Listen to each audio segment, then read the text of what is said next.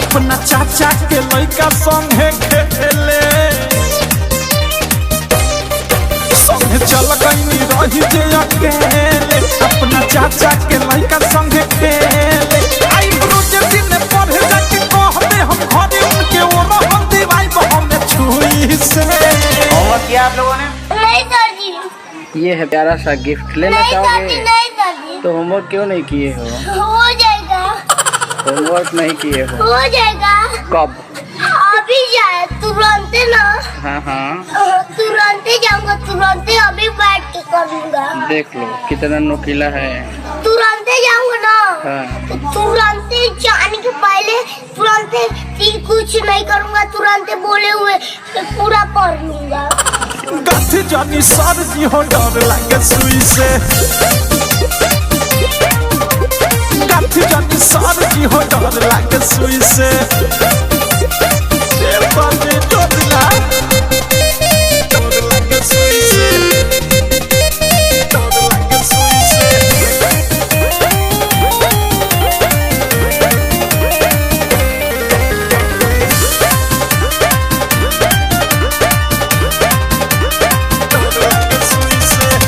घोरही से हमें पिठियाइले रहे खेले जाइला चॉकलेट खियाइले रहे ये सदी सुनी ना घोरही से हमें पिठियाइले रहे खेले जाइला चॉकलेट खियाइले रहे पूरा माइंड हमर हिलल हमरा टाइम नहीं मिलल बोली खेले हमनी लगानिया लुई से।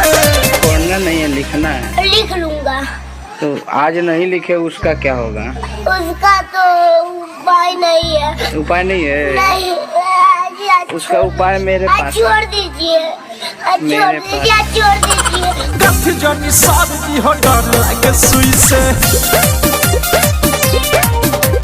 गथ जानी साद जी हो डर लगे सुई से डर लगे सुई से डर लगे सुई से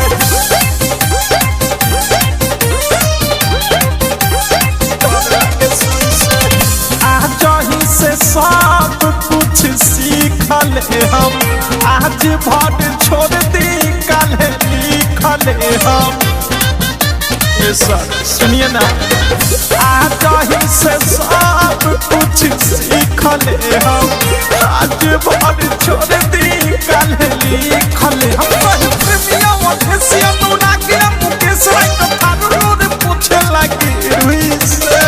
नहीं सर जी, कभी ना सर जी बताऊं। हाँ बताओ। आज छोड़ दीजिए एकदम। कल ना एक छुपा के रहेगा तो मारिएगा एक। गथ जानी सर जी हो डर लगे सुई से गथ जानी सर जी हो डर लगे सुई से बाजे डोला। RCM म्यूजिक न्यू ऐप अभी डाउनलोड कीजिए हमारे गूगल प्ले स्टोर से और पाए भोजपुरी लोकगीतों का एक से बढ़कर एक ऑडियो वीडियो सॉन्ग बिल्कुल मुफ्त।